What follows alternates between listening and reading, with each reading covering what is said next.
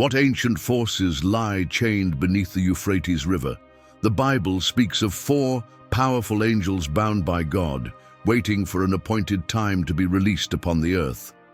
These beings, once part of the divine order, now carry a dark and forbidden legacy.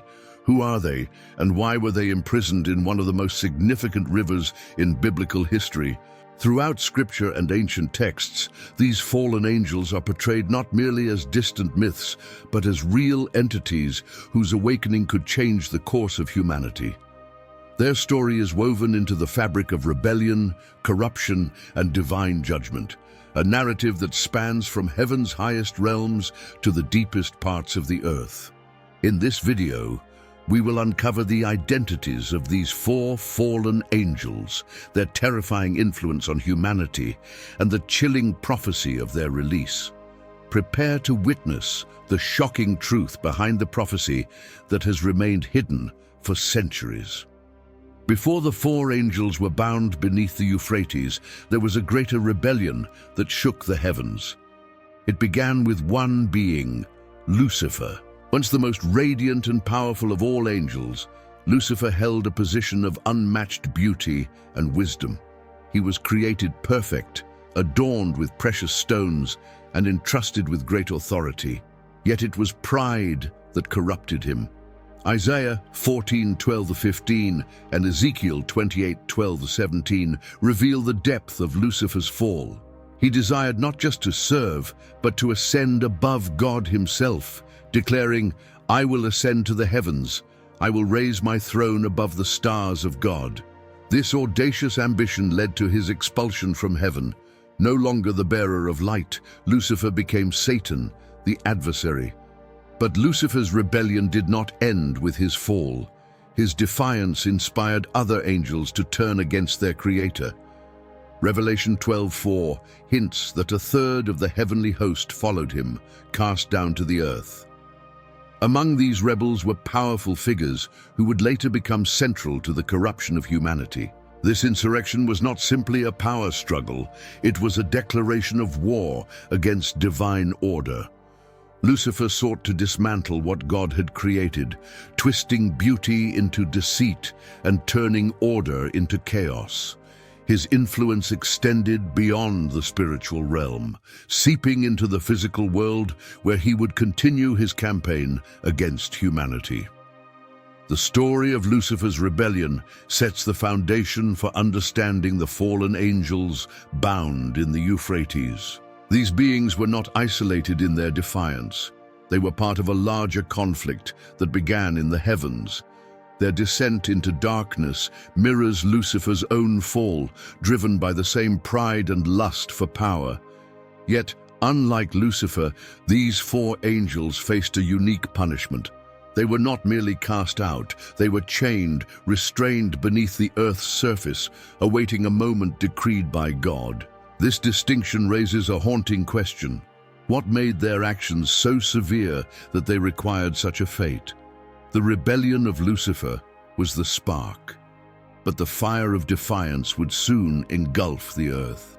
As his influence grew, others followed paths of destruction, leading to the corruption of creation itself.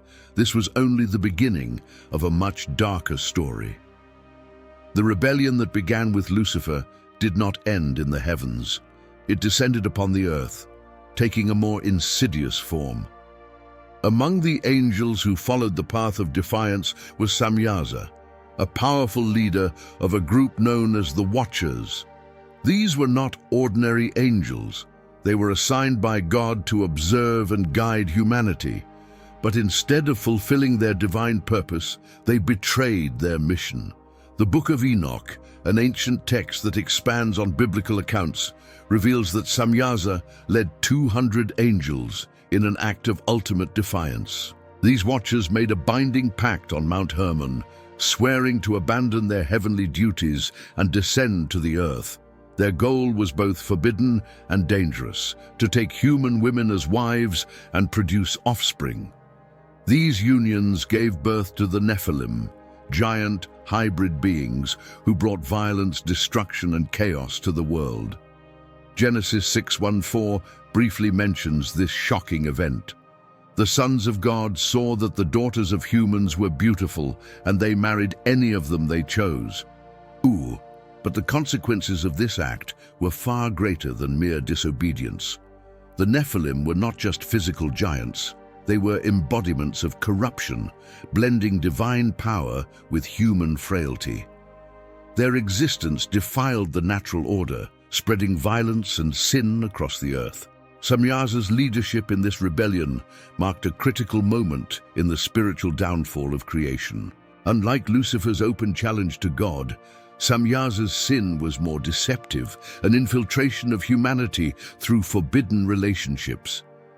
This act blurred the line between the divine and the mortal, unleashing a flood of evil that spiraled beyond control.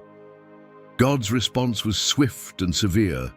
According to the Book of Enoch, God commanded the archangel Raphael to bind Samyaza and his fellow watchers in the valleys of the earth. They were imprisoned in darkness, condemned to remain in chains until the day of judgment. Specifically, they were bound for 70 generations, a symbolic period reflecting the gravity of their transgressions. This punishment was not just about restraint, it was a statement. Their crime was so profound that mere banishment was insufficient. These angels had introduced a corruption so deep that it threatened to unravel God's creation.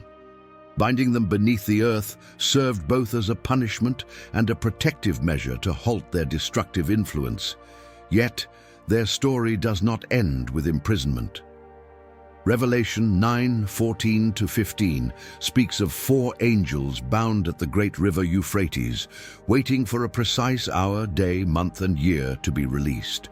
Could Samyaza and his companions be among these restrained beings? If so, their release would not bring guidance, but devastation. The idea of their eventual awakening is terrifying. What would happen if the Watchers, led by Samyaza, were unleashed once more upon the earth? Would humanity face a resurgence of the ancient corruption that nearly destroyed it before? Their chains are a temporary solution to an eternal problem: the relentless nature of rebellion against God.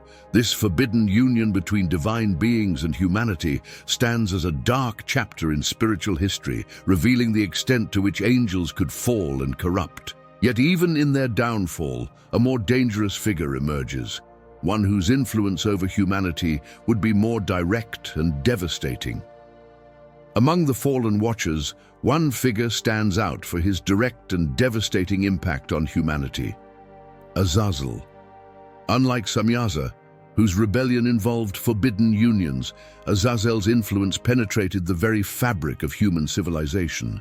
His actions didn't just corrupt individuals, they reshaped societies, introducing practices that would lead humanity further away from God. According to the Book of Enoch, Azazel taught humanity the art of crafting weapons: swords, knives, shields, and breastplates. This was no ordinary knowledge, it was the foundation of organized violence and warfare. Before Azazel's interference, human conflict was limited. But with weapons in hand, humanity's capacity for destruction expanded beyond control. Wars, murders, and oppression became widespread, fueled by the deadly tools he introduced. But Azazel's corruption didn't stop at violence. He also introduced vanity and seduction, teaching men how to craft ornaments and women how to enhance their beauty with makeup and jewelry. What seemed like harmless adornment masked a deeper danger: the rise of pride, lust, and idolatry. These seemingly minor influences distorted the human heart, fueling desires that led people further into sin. The dual nature of Azazel's teachings, violence and vanity, attacked both the body and the soul. He fueled physical destruction through war and spiritual decay through pride and excess. This combination proved catastrophic, spreading corruption at every level of society. God's judgment on Azazel was severe and symbolic. The Book of Enoch recounts that the archangel Raphael was commanded to bind Azazel and cast him into a desolate place in the desert, covering him with sharp rocks and darkness until the day of judgment. His imprisonment in isolation reflects the weight of his crimes and the danger he posed to creation. Interestingly, Azazel's name also appears in the Bible during the Day of Atonement, Yom Kippur ritual described in Leviticus 16. In this ceremony, 2 goats were chosen. One was sacrificed to God, and the other, the scapegoat, was symbolically burdened with the sins of Israel and sent into the wilderness for Azazel. This ritual hints at Azazel's deep association with sin and separation from God.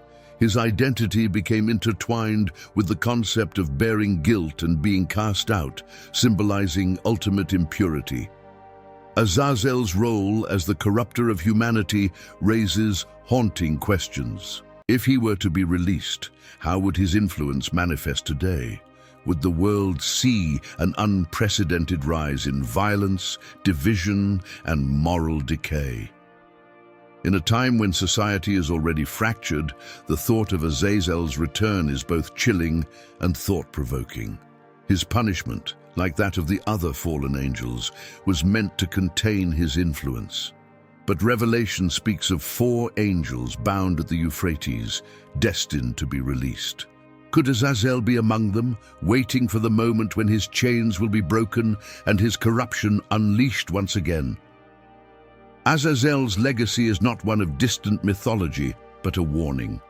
His teachings left scars on humanity that are still visible today. Conflict, vanity, and idolatry remain at the core of human struggles. His story reveals the devastating consequences of knowledge used for destruction and pride. Yet, even darker forces linger in the shadows, waiting for their appointed time. Among the dark figures intertwined with humanity's corruption, Beelzebul, also known as Beelzebub, stands as a symbol of impurity and idolatry. His influence stretches across ancient and biblical history, casting a long shadow over spiritual and moral decay. Often identified with Satan himself in the New Testament, Beelzebul's legacy is one of deception, manipulation, and domination over the hearts and minds of mankind. The name Beelzebul originates from the Philistine god Baal-zebub, meaning Lord of the Flies. Over time, the name evolved, and in Jewish and Christian texts, it became associated with the Prince of Demons. In Matthew 12:24, the Pharisees accused Jesus of casting out demons by the power of Beelzebul, identifying him as the ruler of demonic forces. This connection highlights his commanding role in leading spirits of impurity and idolatry. But Beelzebul's corruption goes deeper than mere demonic leadership. He embodies the seductive power of false worship and spiritual defilement. While Azazel led humanity into violence and vanity, Beelzebul lured people into spiritual enslavement through idols and forbidden rituals. His goal was not just to harm the body, but to claim the soul by diverting worship away from the true God. Ancient cultures, under his influence, constructed temples, created false gods, and engaged in abhorrent practices, including human sacrifices and occult ceremonies. Beelzebul fueled these acts, embedding idolatry deeply into the fabric of civilizations. His manipulation caused entire nations to abandon the Creator and devote themselves to lifeless idols, corrupting their hearts and sealing their spiritual downfall. In the New Testament, Beelzebul's role expands to the realm of possession. In multiple instances, Jesus confronts and casts out demons, directly challenging Beelzebul's dominion over afflicted individuals. This conflict between Jesus and the forces of Beelzebul underscores the spiritual war waged for the souls of humanity. While Beelzebul seeks to enslave through impurity, Jesus offers liberation through truth. Beelzebul's connection to the other fallen angels cannot be ignored. His strategies complement the destructive influences of Lucifer, Samyaza, and Azazel. While Lucifer instigated rebellion, Samyaza corrupted the physical world, and Azazel incited violence and pride. Beelzebul seized control of the spiritual realm through deception and idolatry. Together, their combined influence darkened every corner of human existence. The question remains, could Beelzebul be among the four angels bound at the Euphrates? His role as a ruler of demonic forces suggests he could be awaiting his release, prepared to plunge the world into deeper spiritual darkness. Revelation 9:14-15 warns of a time when four angels, restrained for a specific hour, day, month, and year, will be unleashed to bring devastation upon the earth. Beelzebul's involvement in this prophecy would mean a resurgence of global deception and impurity on an unimaginable scale. The thought of Beelzebul's return is terrifying. In a world already saturated with idolatry, materialism, and moral decay, his release could accelerate humanity's descent into chaos. His manipulation of worship, twisting devotion into destructive practices, could engulf societies in spiritual ruin. Yet, understanding Beelzebul's influence also serves as a warning. His power thrives where truth is silenced and where hearts are turned away from God.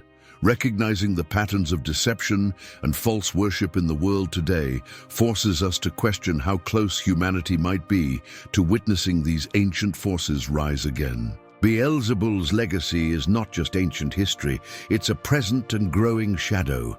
And as the chains of these fallen angels remain tight beneath the Euphrates, the world must ask, how long until they are finally broken? The ancient prophecy of the four fallen angels bound beneath the Euphrates River is more than a distant tale. It is a chilling reminder of a spiritual conflict that has spanned millennia. From Lucifer's rebellion, which ignited a war against divine order, to Samyaza's forbidden union that unleashed chaos upon the earth, the story unfolds into deeper corruption through Azazel's introduction of violence and vanity, and Beelzebul's domination through impurity and idolatry. Together, these entities represent a complete assault on creation, physically, spiritually, and morally. Their imprisonment beneath the Euphrates was not a permanent solution, but a divine pause. Revelation 9:14-15 warns that these beings are restrained only until an appointed time, a precise hour, day, month, and year, when they will be released to wreak havoc upon the earth. This unsettling prophecy leads to a profound and terrifying question.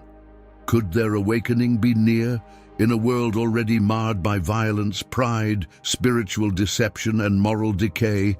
The conditions for their release seem eerily aligned. The unraveling of these ancient forces could mark the beginning of a spiritual and physical devastation unlike anything humanity has ever faced.